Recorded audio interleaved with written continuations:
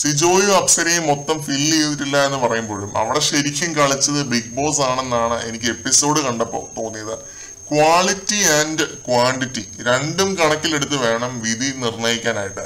Quality എന്ന് പറയുമ്പോൾ ഉണ്ടാക്കിയ ബില്ലോടെ എണ്ണവും ഒരു ഫാക്ടറാണ്. ക്വാണ്ടിറ്റി എന്ന് പറയുമ്പോൾ അതിനകത്ത് എത്ര പഞ്ഞി നിറച്ചു എന്നതും ഒരു ഫാക്ടറാണ്. വിധി നിർണ്ണയിക്കുന്ന ആ സമയത്ത് തന്നെ ബിഗ് ബോസ് ഈ ഒരു കാര്യം വീണ്ടും എടുത്ത് പറഞ്ഞു. അവിടെ ജിൻഡോയ്ക്ക് മൈൻഡിൽ ഒരു ലെഡ് പൊട്ടി. ഒരു ഗെയിം കളിക്കാൻ തീരുമാനിച്ചു സിജോയ്ക്കും അപ്സരയ്ക്കും എതിരായിട്ട്.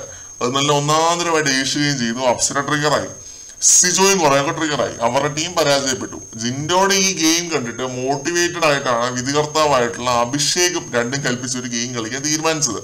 തട്ടാമുട്ടി ന്യായങ്ങൾ പറഞ്ഞിട്ടാണ് അഭിഷേക് നമ്മുടെ ഡെൻ ടീമിനെ തോപ്പിച്ചു വിട്ടത്. അഭിഷേകിന്റെ കാര്യത്തിൽ ഞാൻ ഡെന്നിന്റെ ഭാഗത്ത് നിൽക്കത്തുള്ളൂ.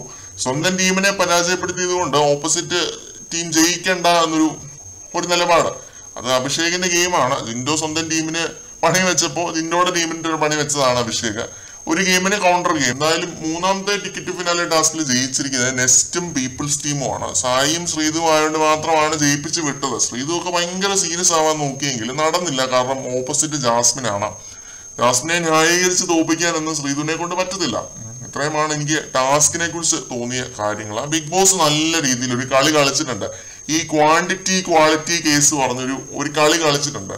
എണ്ണവും പിന്നെ അതിൻ്റെ അകത്തെ പഞ്ഞിയുടെ എമൗണ്ടും രണ്ടും ശ്രദ്ധിക്കണം എന്നുള്ള ഒരു കാര്യമാണ് ബിഗ് ബോസ് മെയിനായിട്ട് വിധികർത്താക്കളോട് പറഞ്ഞത്. അതുകൊണ്ടാണ് ജിൻഡോ ഇങ്ങനൊരു കളി കളിച്ചത്. ബിഗ് ബോസ് അത് പറഞ്ഞില്ലായിരുന്നുവെങ്കിൽ ചിലപ്പോൾ പാസ്സാക്കി വിട്ടേനെ 9 ബില്ലോയും. ജിൻഡോ അങ്ങനെ റിജക്ട് ചെയ്യാനുള്ള ഒരു കാരണമാണ് ഞാൻ ഈ പറയുന്നത് കേട്ടോ. ഇത് ബിഗ് ബോസ് ഈ പറഞ്ഞ ജിൻഡോയെ സ്ട്രൈക്ക് ചെയ്തു. നമുക്ക് ലൈവിൽ മിസ്സായ ഒരു കോണ്ടന്റ് ആണ്. അതാണ് ഇത്ര ലേറ്റ് ആയിട്ട് ഇങ്ങനൊരു വീഡിയോ ചെയ്യണമെന്ന് തോന്നിയതുകൊണ്ടാണ് ചെയ്യുന്നത്. മറ്റൊരു അപ്ഡേറ്റുമായിട്ട് വീണ്ടും കാണാം.